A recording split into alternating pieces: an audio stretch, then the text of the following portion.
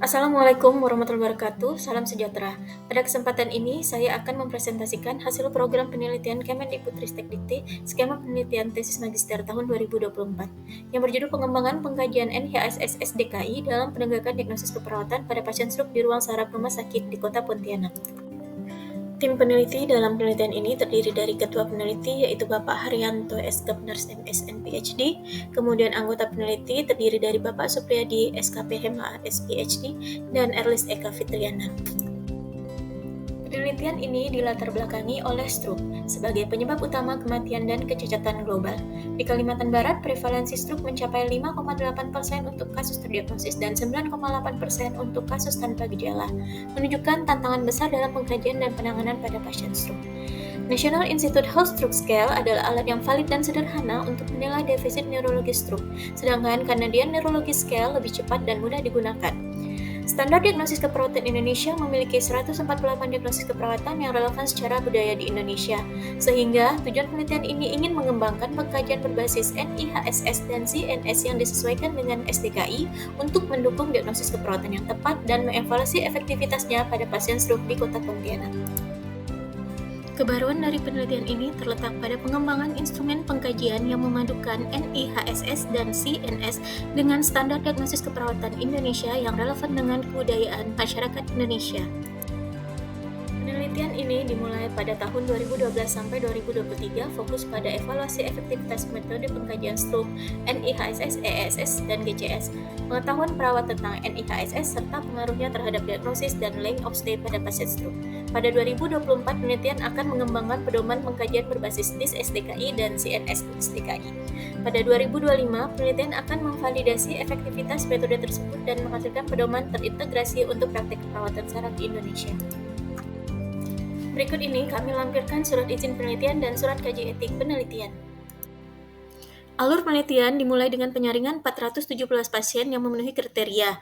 Namun, tersisa 70 pasien yang diacak, yaitu 35 pasien dianalisis dengan NIS SDKI dan 35 pasien dilakukan pemeriksaan dengan CNS SDKI. Pada kelompok NIS SDKI tersisa 28 pasien yang dianalisis, kemudian pada CNS SDKI tersisa 27 pasien yang dianalisis setelah masing-masing keluar dengan beberapa alasan. Secara keseluruhan, analisis dilakukan pada 55 pasien untuk mengevaluasi efektivitas kedua metode pengkajian dalam penanganan pasien stroke selama 5 hari perawatan. Berikut adalah hasil uji validitas kedua alat ini yang menunjukkan bahwa R hitung lebih besar dari R tabel yaitu 0,361 sehingga alat ini dinyatakan valid dan reliable untuk melakukan diagnosis keperawatan dan menentukan derajat keparahan pada pasien stroke. Berikut adalah grafik perkembangan pasien berdasarkan kedua pengkajian derajat stroke dimulai dari hari pertama hingga hari kelima, di mana menunjukkan perbaikan kondisi pasien dari waktu ke waktu, di mana skor NIS mengalami penurunan dan skor CNS mengalami peningkatan. Uji Wilcoxon dan Mann-Whitney setelah uji normalitas dengan Sapir-Whorf, variabel tidak berdistribusi normal. Pada uji Wilcoxon menunjukkan perbedaan signifikan pada NIHSS dan CNS terkait penurunan derajat keparahan dan diagnosis keperawatan. Pada uji Mann-Whitney menunjukkan tidak ada perbedaan signifikan antara NIHSS SDKI dan CNS SDKI untuk diagnosis keperawatan dan derajat keparahan. Berikut adalah hasil uji analisis dengan menggunakan uji Range-Spearman, di mana korelasi NIHSS dengan diagnosis keperawatan menunjukkan korelasi positif kuat, artinya semakin tinggi skor NIHSS semakin banyak diagnosis keperawatan, hasil signifikan P sama dengan 0,001.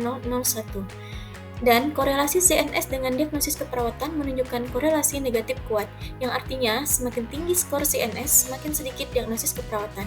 Hasil signifikan P sama dengan 0,001. Dari rangkaian penelitian yang telah kami lakukan, maka didapatkan beberapa luaran, diantaranya publikasi hasil uji validitas pengkajian NIS SDKI dan CNS SDKI ke Jurnal Medicine Sinta 2, dan kemudian adanya hak cipta pengkajian NIS SDKI dan CNS SDKI.